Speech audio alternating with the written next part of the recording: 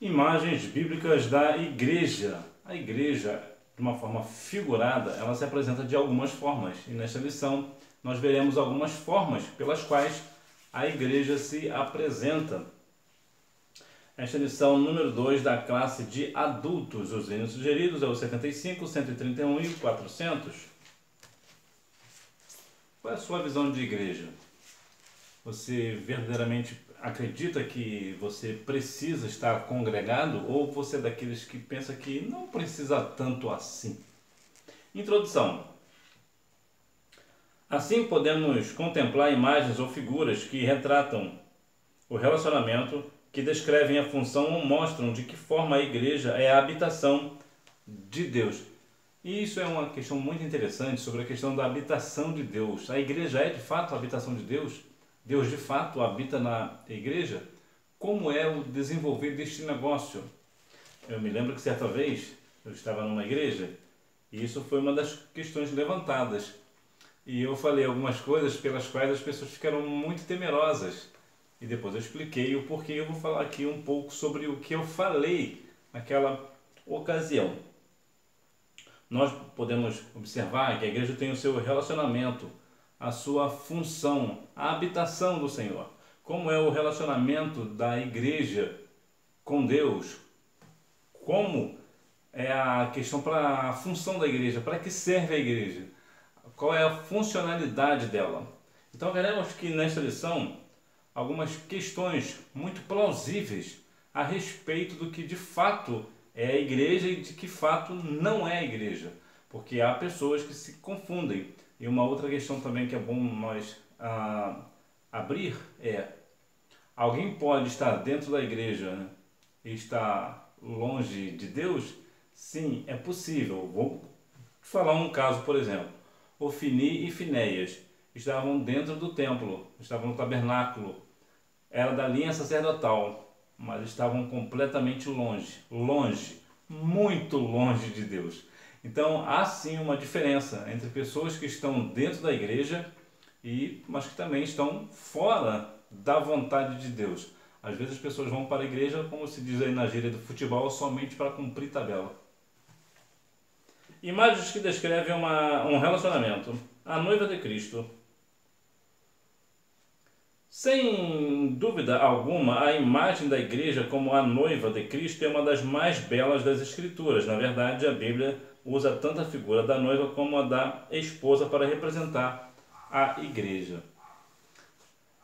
A noiva traz algumas questões curiosas, mas tem uma questão curiosa do casamento, é justamente a noiva. Por quê? Ninguém olha quase nunca para o noivo, né? A noiva, ela é o destaque do casamento. Para nós também, nós devemos ser o destaque do casamento. Como é esse ponto aqui que eu quero deixar claro? O noivo é Cristo, então ele já é santo. Ele é perfeito. E a igreja precisa ser como? Como diz Cantares capítulo 4, versículo 7. Perfeita, sem defeito algum. A igreja, ela como noiva de Cristo, ela precisa estar perfeita, em santificação, sem mancha, como devem ser as suas vestes, completamente brancas como a neve. É interessante que num casamento as pessoas sempre observam a noiva. A noiva vem, ó, a noiva está chegando, e quando a noiva chega é aquela alegria toda. Nota que as pessoas sempre, de forma geral, comentam sempre a mesma questão a respeito do vestido. Olha que vestido lindo, olha que vestido deslumbrante. Sempre fala do vestido. Por quê? Porque o vestido, que geralmente é branco, claro, com algumas exceções, raras exceções na verdade, quando o vestido é branco, dá a ideia de pureza, dá uma ideia de perfeição. Então, como a igreja, ela precisa ser da mesma forma, uma igreja sem mácula, como a noiva, pela espera do noivo. É claro que a noiva tem aquela ansiedade de se encontrar com um noivo. Então, nós devemos também ter essa ansiedade pelo dia do arrebatamento da igreja. A ansiedade aqui é uma coisa boa, não é ruim. Aqui é uma questão boa. A ansiedade de estar com o Senhor Jesus. Então nós devemos compreender a ideia aqui da noiva de Cristo. Nós somos a noiva do Cordeiro. A esposa de Cristo não é como um relacionamento frio, fundamentado apenas no dever, mas retrata um relacionamento fundamentado, sobretudo, na realidade do amor que se entrega e se sacrifica. A esposa, falei aqui um pouco agora da noiva, agora da esposa propriamente dita. Geralmente no casamento tem aquelas questões que envolvem, claro, o dever de cada um, né? O dever do homem e o dever da mulher, né? Do esposo e da esposa. A esposa aqui de Cristo, ela precisa compreender, que no caso somos nós, que nós devemos também ter algumas questões. Por exemplo, renúncia. Nós devemos renunciar ao nosso querer por amor a Cristo, ou seja, o nosso sacrifício por Cristo. E por que nós temos esse sacrifício por Cristo? Porque vamos renunciar a nós mesmos. Primeiro porque Jesus mandou que nós venhamos a negar a nós mesmos e seguir, né? Tomar nossa cruz e seguir a Ele. E segui-lo, né? Seria mais correto dizer assim. Por outro lado, Jesus nos deu exemplo. Jesus se sacrificou pela noiva, aqui no caso pela esposa. Jesus se sacrificou pela igreja. Da mesma forma que Jesus se sacrificou pela igreja, nós como igreja também devemos nos sacrificar por amor a Cristo. É claro que aqui existe uma questão que é bom deixar claro, que Jesus ele se sacrificou para salvar, para criar a igreja, para ter a igreja, para ser o fundamento da igreja. Nós renunciamos por amor a esse sacrifício que Ele primeiro nos amou. Ou seja, Cristo nos amou primeiro e por isso nós o amamos. Porque o amor é a raiz do Evangelho. Então, como Jesus nos amou primeiro, nós também vamos amar o Senhor como esposa de Cristo.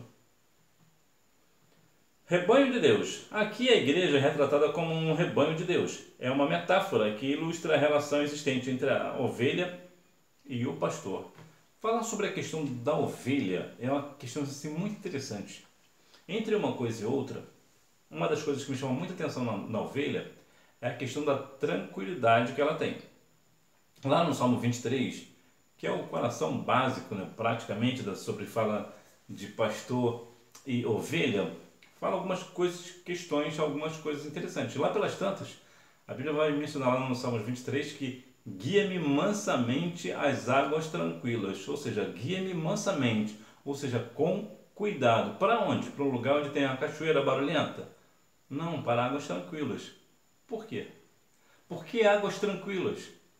Porque se a ovelha for levada a um lugar, por exemplo, que tem uma cachoeira e vai fazer aquele barulhão, a ovelha vai ser tomada por um medo. Ela tem medo do barulho. Então, qualquer coisa ela se assusta. Por isso que a ovelha precisa tanto de cuidado. Lembra da ovelha perdida lá de Lucas 15? Por que ela se perdeu? Por alguma razão ali, alguém se descuidou e ela foi porque ela é frágil. Ela é fácil de ser levada.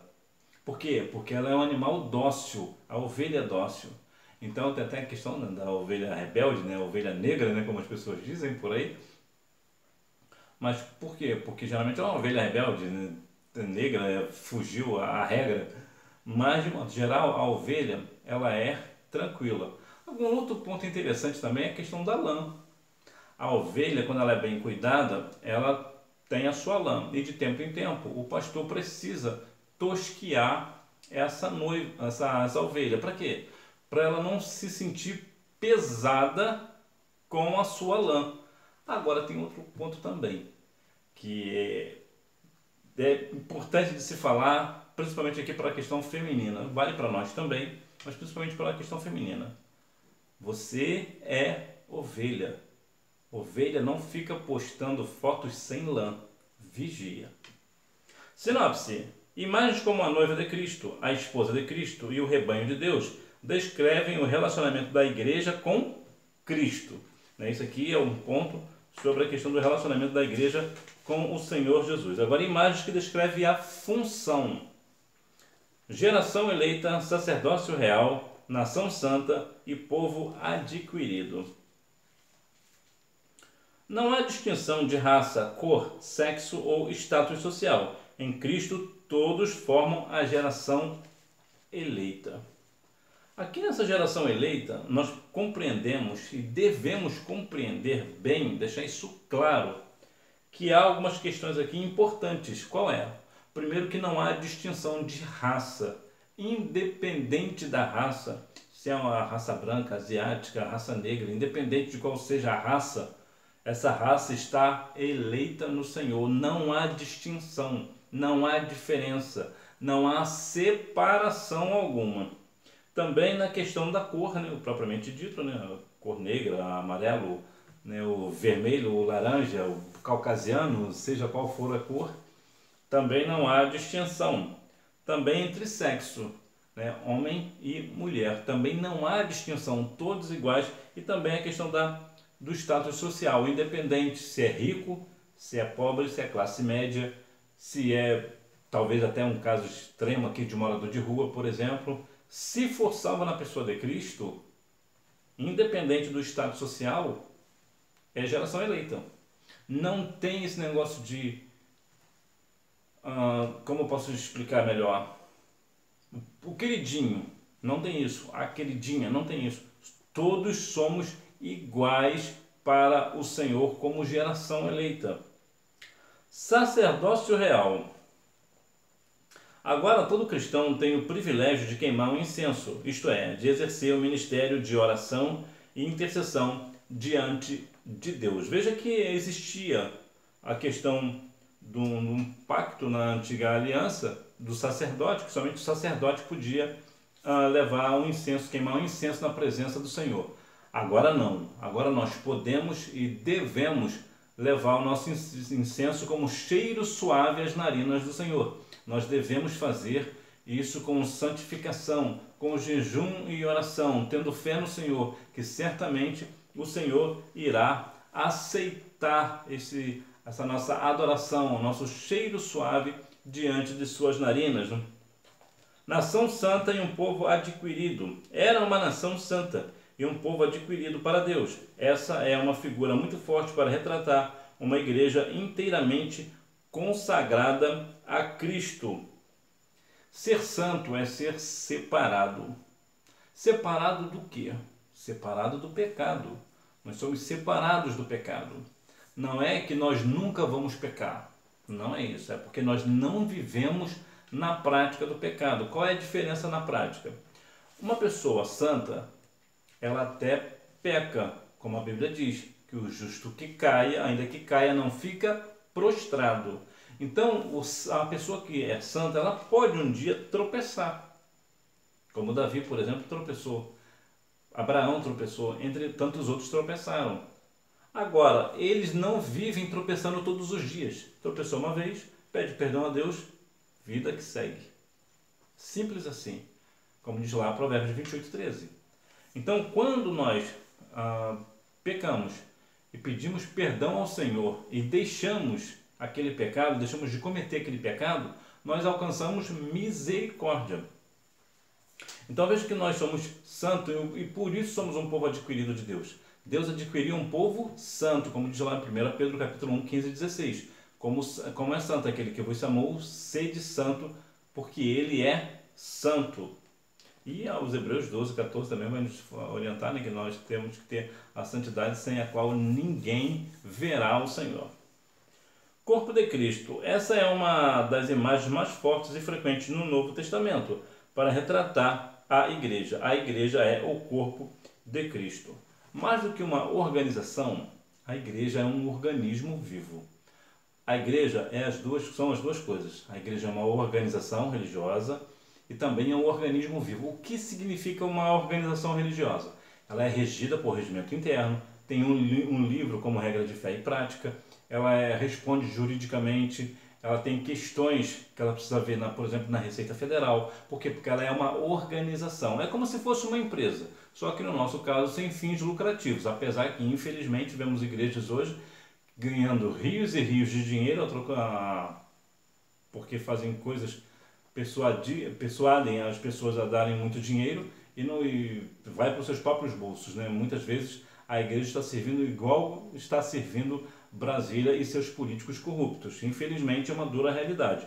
Entretanto, de modo geral, a igreja ela é um sistema religioso, né? Uma organização religiosa.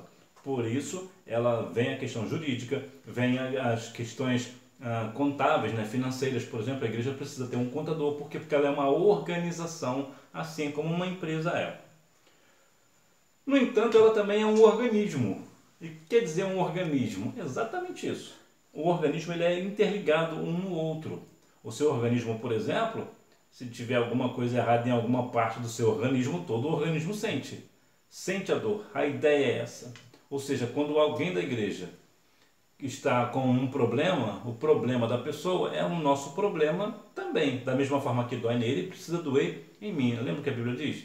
Que nós devemos se alegrar com os que se alegram e chorar com os que choram.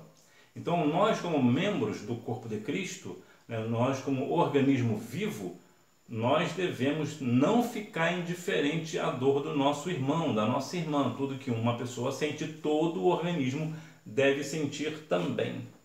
Sinopse: imagens como geração eleita, sacerdócio real, nação santa, povo adquirido e corpo de Cristo descrevem a função que a igreja exerce diante de Deus e do mundo. Imagens que descrevem a habitação. Santuário de Deus. Muito embora seja comum identificar a igreja a partir de sua estrutura arquitetônica, não é isso que a Bíblia identifica como sendo uma igreja. Ela é o templo do Espírito Santo. A igreja é retratada como sendo um santuário, a habitação de Deus. E é aqui que entra a questão do que eu comentei lá no início, que eu estava numa igreja, uma certa feita, na escola dominical, e pelas tantas veio esse assunto, sobre a questão da habitação do Senhor. E, claro, eu como um bom aluno, eu lancei lá botei uma lenha na fogueira. Por que eu botei uma lenha na fogueira? Porque as pessoas, de modo geral, acreditam que a igreja é... Vamos começar como não sendo, né? O que a igreja não é? A igreja não é o templo arquitetônico, aonde você cultua. Ali não é a igreja, ali é só o templo. Para que serve o templo? Para reunir a igreja dentro dele. E o que é a igreja? A igreja somos nós reunidos. A igreja vem do grego eklesia, que quer dizer reunião ou assembleia. Muitas vezes, erradamente, as pessoas dizem que a eclesia quer dizer tirados para fora. Já falei isso na primeira lição. Então veja que o templo não é a igreja. O templo é só um lugar onde a igreja se reúne. E o templo pode ser em qualquer lugar. Aliás, a igreja pode ser em qualquer lugar. Pode ser dentro do templo, propriamente dito. Pode ser na praça. Pode ser até mesmo num parque. Pode ser numa praia, por exemplo, dependendo das circunstâncias. Por quê? Porque a igreja somos nós. Não é o lugar onde nós estamos. Somos nós. Agora, a questão da habitação de Deus. Deus habita de fato na igreja? A Bíblia menciona lá no livro de Crônicas, 2 Crônicas 7, né? Capítulo, lá pelas tantas, lá no versículo 14 vai falar também, versículo 10 também deve falar, que Salomão, depois que terminou de orar, aliás, 2 Crônicas, capítulo 7, versículo 1, que depois que acabou de orar, a glória do Senhor encheu o templo. Portanto, aqui fica evidenciado que é a casa do Senhor, o Senhor mora ali, é a glória do Senhor que está ali. E se a glória do Senhor está ali, o Senhor também está. Então, nós podemos dizer que o Senhor morou ali, naquele lugar, quando Salomão deixou de orar. Mas a pergunta que fica: Deus mora de fato ali? Quando as pessoas vão embora, Deus continua ali? É isso aqui que é o ponto. Aí eu comentei lá na escola dominical, eu falei, olha, a morada, o céu é a morada de fato de Deus, é onde Deus habita 24 horas por dia, vamos assim dizer, né? Só para a gente poder separar as coisas aqui. O que acontece é que a igreja, o templo, é a habitação de Deus enquanto nós estamos ali. Depois que nós saímos, ali já não é mais habitação. O Senhor, e cá para nós, e isso aqui é muito sério, muitas vezes os cultos nossos são na verdade uma reunião de pessoas. É só uma assembleia mesmo, uma reunião, não passa disso. Por quê? Porque não tem adoração, não tem louvor de todo o coração, não tem profecia, não tem dons espirituais. É só um ajuntamento de pessoas mesmo. Infelizmente há alguns lugares que passa que só o sangue do Cordeiro. Então Deus nem mora ali. Lembra lá de Apocalipse 3:20? Olha que Jesus falou: eis que estou à porta e bato. Se Jesus está à porta batendo, e ele falou se alguém abrir, ele é porque ele está do lado de fora. Ele estava falando isso para quem? Para a igreja. Ou seja, Jesus não estava dentro da igreja. E isso traz para nós também uma lição muito importante que nós devemos ficar muito ligados nesse negócio. Será que a igreja a qual eu estou, Jesus está dentro dela ou ele está batendo do lado de fora, pedindo para entrar? Qual é a situação? Que tipo de igreja que eu estou sendo e que tipo de igreja eu estou congregando? Em qual tipo de igreja? Isso é muito sério. Por quê? Porque muitas vezes a gente fica falando que na evangelização, né? Que o Senhor está batendo no seu coração, na porta do seu coração. O texto ali fala sobre as igrejas da Ásia. Portanto, Jesus estava falando para a igreja. Ou seja, Jesus estava fora da igreja. E não é o que acontece hoje. Tantas igrejas aí que falam que é da parte do Senhor, mas o Senhor não mora lá, não habita lá. Portanto, aqui pode fazer essa separação. A igreja é a habitação do Senhor quando nós estamos lá dentro, quando nós estamos no templo. Por quê? Porque o templo do Espírito somos nós. O Senhor habita dentro de nós. Porque a Bíblia menciona que Deus não habita em templos feitos por mãos. Casa de Deus.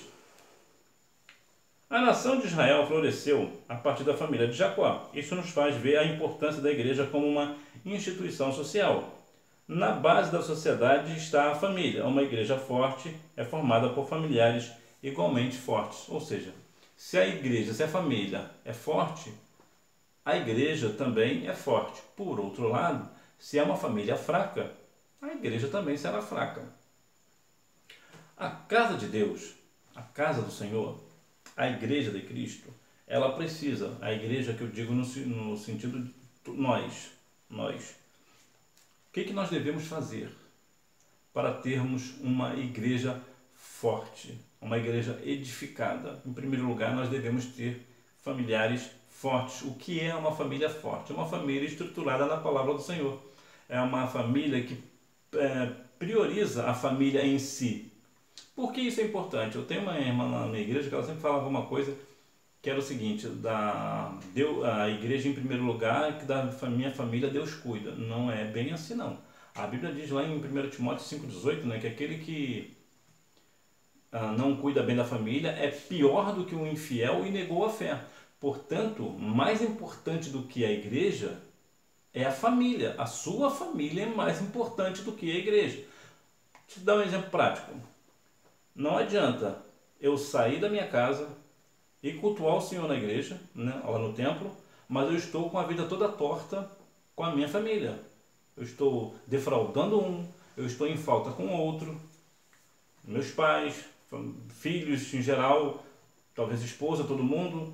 Peraí, se eu estou errado com a família, o que eu tenho que fazer? Eu tenho que me consertar com a família, ter uma família estruturada, uma família forte, uma família unida, para depois eu cultuar o Senhor. Por quê? Porque se eu estou errado na minha casa, dentro do meu lar, na casa dos meus pais, eu não tenho ali uma comunhão com eles, eu sou fraco ali, o Senhor não vai aceitar o meu culto, mas não aceita mesmo. Então, lembre-se disso. Aquele que não cuida da família é pior do que o infiel e negou a fé. Portanto, nós devemos ter uma família forte na presença do Senhor, para que a igreja também seja forte. O privilégio de ser igreja. À luz do que estudamos nesta lição, podemos fazer algumas considerações. Primeiro, a Igreja de Cristo é uma instituição formada por salvos que se relacionam com Deus e por isso eles fazem parte de seu rebanho. Veja que pessoas salvas têm relacionamento com Deus. Eu estive conversando ontem com um obreiro e falei uma coisa com ele que ele questionou: como saber quando uma pessoa é de fato de Deus? Eu falei: simples, observa a forma com que essa pessoa ora. Observa bem como essa pessoa ora. Se a oração dela é fervorosa, ela fala com muito, nem a questão do fervor em si, do Espírito Santo, não é nem essa questão, mas aquela questão de intimidade, da conversa, da oração fluir, é uma pessoa de Deus. Uma outra forma, que nem todo mundo é de oração, né? Então, uma outra forma de você ver que uma pessoa realmente é de Deus é o que a Bíblia diz, que a boca fala do que está cheio o coração. Então, se a pessoa falar muito da palavra, o coração dela é cheio da palavra, então é porque ela tem um relacionamento com a palavra de Deus. Ora, se alguém tem um relacionamento de comunhão com a palavra de Deus, então essa pessoa também é de Deus, ela também está ali se relacionando com o Senhor. Segundo, a Igreja de Cristo é uma instituição formada de salvos, que exercem uma função sacerdotal diante de Deus perante o mundo. Aqui, aquela questão de apresentar um culto como um cheiro suave às narinas do Senhor, né? É uma função sacerdotal diante de Deus perante o mundo. O mundo precisa ver que eu e você prestamos um culto alegre pelos seus atos poderosos. É o nosso culto racional, como diz Romanos 8:1. Ou seja, eu sei porque eu estou prestando um culto ao Senhor. E uma outra coisa importante sobre culto: não é todo culto que Deus aceita. Isso precisa ficar claro. Nós devemos ter um coração puro diante do Senhor. Ainda que nós venhamos estar, por alguma razão nós pecamos, pedimos perdão ao Senhor e oferecemos um culto ao Senhor como um sacrifício vivo, que é o nosso culto racional. Mas lembre-se que nós devemos ter sempre uma sinceridade diante do Senhor. E finalmente, a Igreja de Cristo é uma instituição em que Deus habita e vive. É um privilégio fazer parte da Igreja de Cristo. Sim, é um privilégio. É algo, não tem palavras, não há palavras para definir o que de fato, a alegria que é fazer parte da Igreja de Cristo. Por quê? Porque é um Senhor que morreu por nós ainda pecadores, e morreu na cruz por nós, para que nós venhamos com Ele viver para toda a eternidade. Estava falando esses dias com um obreiro, e nós teremos ainda a honra de ser servidos na ceia do Senhor pelo Senhor. O Senhor irá nos servir. Olha que grande honra. Ainda temos o tribunal de Cristo, que vai também nos dar aquela questão das nossos presentes, né? As nossas recompensas diante do Senhor. Então veja que grandes coisas a igreja representa para nós. E nós devemos representar essa igreja aqui na terra, que é a agência de Cristo aqui na terra. Então nós devemos continuar pregando o evangelho a toda criatura, porque nós somos representantes legais de Cristo na terra. Ou seja, nós somos embaixadores de Cristo aqui na terra. Sinopse: imagens como santuário de Deus e casa de Deus descrevem a igreja como a habitação de Deus. Conclusão: assim, essas imagens ajudam o crente a descobrir qual o seu lugar na igreja. O corpo de Cristo, dessa forma, ele pode melhor cooperar para o perfeito funcionamento da igreja local. Então, vemos que, nesse sentido, nós observamos de que forma eu posso servir melhor a igreja a qual eu congrego. O que eu preciso fazer? O que eu sou? Eu estou na igreja como noiva de Cristo? Como é que eu sou? Eu sou rebanho de Deus? Sou plantação de Deus? Como é que eu estou diante do Senhor? Qual é essa figura bíblica que eu represento aqui na terra? Então, eu sabendo quais são os meus talentos, habilidades, assim eu vou servir melhor a igreja. Ou seja, eu preciso saber, de fato, que tipo de pessoa salva que eu sou. Como é que eu sou? Como é que eu sou grato ao Senhor? E assim eu posso melhorar a minha forma, de fato, de ajudar na igreja onde eu estou, né? Cooperar melhor, estar mais envolvido com as questões da igreja. Revisando o conteúdo. Número 1. Primeiramente, a igreja é descrita como uma virgem pura. Número 2. É uma metáfora que ilustra a relação existente entre a ovelha e o pastor. Número 3. O Novo Testamento mostra que em Cristo tanto judeus como gentios fazem parte de uma só geração ou raça por causa do que eles têm em comum em Cristo. Número 4. Retrata a igreja. Número 5. Na sua forma corporativa, a igreja é retratada como sendo o santuário de Deus. Que Deus em Cristo continue abençoando a sua vida e que nós venhamos compreender mais as imagens bíblicas da igreja para nossa edificação, para que nós venhamos assim prestar um culto ao Senhor, um culto racional, e assim melhorar também a nossa forma de agir na igreja. Que Deus em Cristo continue abençoando a sua vida e você me vê na próxima aula, se Deus quiser. Tchau!